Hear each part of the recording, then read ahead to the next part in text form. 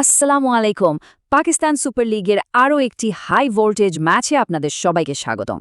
করাচির national bank cricket স্টেডিয়ামে মুখোমুখি হতে চলেছে পেশোয়ার জালমি আর লাহোর কালান্দার্স। আজকের এই চুলছেড়া বিশ্লেষণে আমরা ৮টা নিয়মের ভিত্তিতে দেখব কোন দলের পাল্লা ভারী। তো চলুন শুরু করা যাক।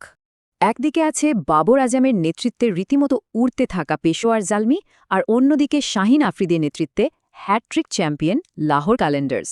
তো কাগজের শক্তি আর মাঠের পারফরমেন্স সবকিছু মিলিয়ে এই মহারণের শেষ হাসিটা কে হাসবে? চলুন এই বিশ্লেষণের শেষে সেই উত্তরটাই খুঁজে বের করা যাক। আজকে আমরা ধাপে ধাপে দলীয় শক্তি, পিচ আর কন্ডিশন, মুখোমুখি লড়াইয়ের ইতিহাস, সাম্প্রতিক ফর্ম এবং অবশ্যই মূল খেলোয়াড়দের পরিসংখ্যান, এই সব কিছু খতিয়ে দেখব। আর সবশেষে আমরা পৌঁছাবো একটা চূড়ান্ত সিদ্ধান্তে। তাহলে আর দেরি না করে চলুন সরাসরি চলে যাই আমাদের প্রথম নিয়মে, টিম স্ট্রেংথ অ্যানালাইসিস। মানে এখানে আমরা দেখব দুই দলের ব্যাটিং আর বোলিংয়ের ভারসাম্য আসলে কার দিকে ঝুঁকে আছে। দেখুন, দুই দলের শক্তির পার্থক্যটা কিন্তু বেশ স্পষ্ট। একদিকে বাবর আজমের নেতৃত্বে পেশোয়ারের টপ অর্ডার অসাধারণ ফর্মে আছে, যারা করাচি কিংসের বিপক্ষে রেকর্ড ২৪৬ রান তুলেছিল। অন্যদিকে ফখর জামানের সাসপেনশনের কারণে লাহোরের ব্যাটিং লাইনআপ বেশ নড়বড়ে, যা তাদের মাত্র ১০০ রানে অল আউট হওয়ার ঘটনাতেই পরিষ্কার বোঝা যায়। বোলিংয়েও পেশোয়ার অনেক বেশি গোছানো, তাই দলীয় শক্তির প্রথম বিচারে পেশোয়ার জালমি কিন্তু পরিষ্কারভাবে এগিয়ে থাকছে। তো প্রথম রাউন্ডে পেশোয়ার জিতেই গেল, স্কোর লাইন এখন ১-০। এবার দেখা যাক রুল নম্বর ২, পিচ ও আবহাওয়া। এটা কার পক্ষে কথা বলে? করাচির পিচ এই ম্যাচে কি ভূমিকা রাখতে পারে? চলুন জেনে নিই। করাচির পিচ তো ঐতিহ্যগতভাবেই ব্যাটারদের স্বর্গ, তাই না? একদম সপাট উইকেট, আর যেহেতু এটা দিনের ম্যাচ, শিশিরের কোনো প্রভাবই থাকবে না। মানে দুই দলের শক্তিশালী ব্যাটিং লাইনআপের জন্যই এখানে রান তোলার দারুণ সুযোগ থাকছে। তাই পিচ এবং কন্ডিশনের এই লড়াইয়ে কোনো দলকেই আলাদা করে এগিয়ে রাখা যাচ্ছে না, এটা একটা নিউট্রাল ফ্যাক্টর। দুইটা নিয়ম শেষেও স্কোর লাইন কিন্তু পেশোয়ারের পক্ষে ১-০। এখন আমরা চলে যাচ্ছি রুল নম্বর ৩-এ, হেড টু হেড রেকর্ড। ইতিহাসে এই দুই দলের লড়াইটা কেমন ছিল চলুন একবার দেখে নেওয়া যাক। যদিও লাহোর টানা ৩টা শিরোপা জিতে পিএসএলে এক কথায় রাজত্ব করেছে, কিন্তু পেশোয়ারের বিপক্ষে তাদের লড়াইটা সবসময় ছিল একেবারে হাড্ডাহাড্ডি। আর যেহেতু এই টুর্নামেন্টে তারা এখনও মুখোমুখি হয়নি, তাই অতীতের রেকর্ডকে একপাশে রেখে আমরা এই দিকটাকেও একটা নিউট্রাল ফ্যাক্টর হিসেবেই ধরছি। প্রথম ৩টা নিয়মের মধ্যে পেশোয়ার ১-০তে এগিয়ে, আর দুটি নিয়ম নিউট্রাল। এবার আমরা এমন একটা নিয়মে আসছি যেটা প্রায়ই ম্যাচের ভাগ্য ঠিক করে দেয়। রুল নম্বর ৪, সাম্প্রতিক ফর্ম। পেশোয়ার জালমির ফর্মের গ্রাফটা শুধু ওপরের দিকেই উঠছে না, রীতিমতো রকেটের গতিতে উঠছে। শেষ ম্যাচে করাচি কিংসকে পিএসএল ইতিহাসের রেকর্ড ১৫৯ রানের ব্যবধানে হারানোটা তাদের আত্মবিশ্বাসকে একেবারে আকাশে তুলে দিয়েছে। ওরা তো উড়ছে।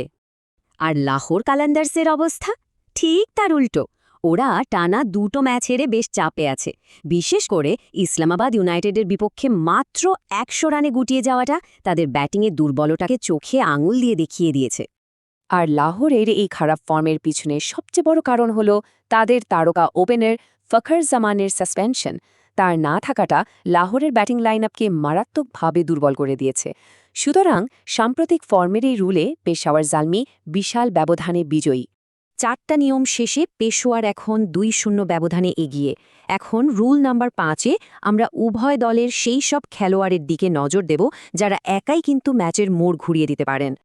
পেশোয়ারের আসল শক্তি হল তাদের ফর্মে থাকা টপ অর্ডার, বাবর, হারিস এবং আইয়ুব। তাদের পুরো স্কোয়াডই মাঠে নামার জন্য তৈরি।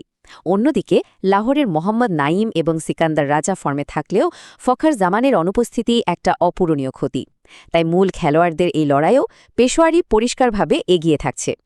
ওয়াও, পেশোয়ার এখন ৩-০ ব্যবধানে এগিয়ে।